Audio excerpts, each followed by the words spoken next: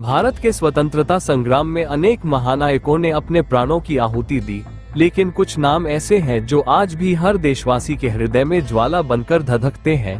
उन नामों में से एक है नेताजी सुभाष चंद्र बोस। उनका जीवन साहस, बलिदान और देशभक्ति का प्रतीक है।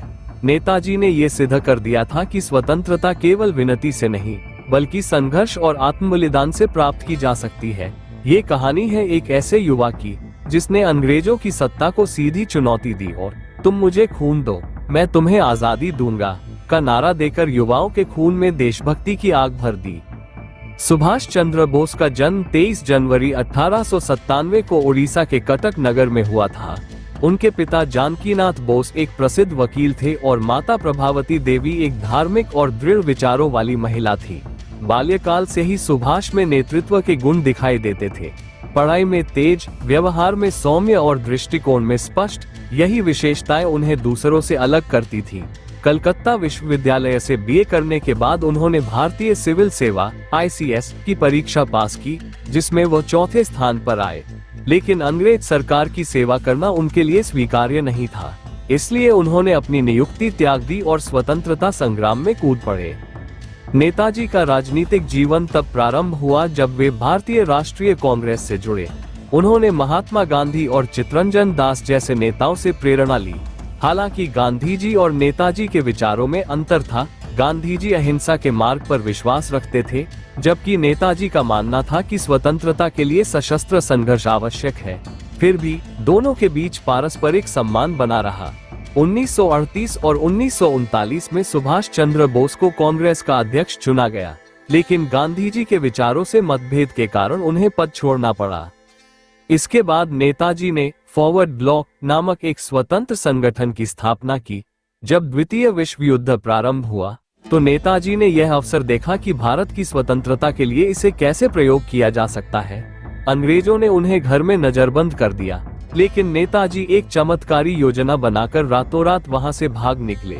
वे अफगानिस्तान होते हुए जर्मनी पहुंचे और फिर जापान गए। वहीं से उन्होंने आजाद हिंद फौज (INA) की स्थापना की।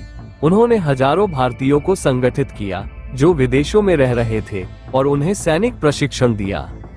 आजाद हिंद फौज का नारा था जय हिंद और दिल्ली चलो।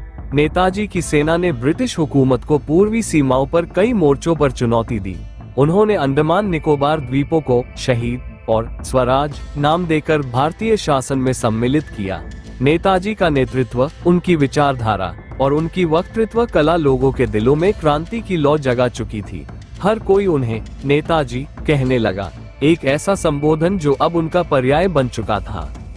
लेकिन इतिहास ने इस नायक के जीवन को एक रहस्य में लपेट दिया। 18 अगस्त 1945 को एक विमान दुर्घटना में नेताजी की मृत्यु की खबर आई। ये घटना ताइवान में हुई बताई जाती है, परंतु आज भी इस पर विवाद बना हुआ है। बहुत से लोग मानते हैं कि नेताजी उस दिन मरे नहीं थे, बल्कि गुप्त रूप से कहीं और चले गए थे।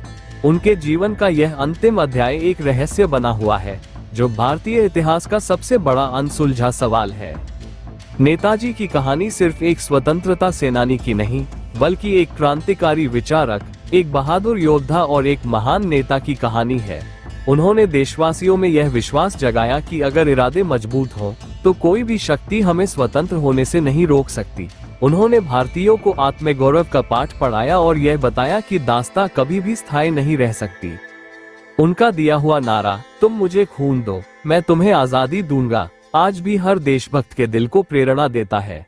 नेताजी का जीवन ये सिद्ध करता है कि सच्चा देशभक्त वही होता है जो अपने देश के लिए न केवल बोलता है, बल्कि अपनी जान भी न्यौछावर करने को तैयार रहता है। आज जब हम स्वतंत्र भारत में सांस ले रहे हैं, तो यह नेताजी जैसे वीरों की ही देन है। उनके बलिदान, संघर्ष और समर्पण को कभी भुलाया नहीं जा सकता।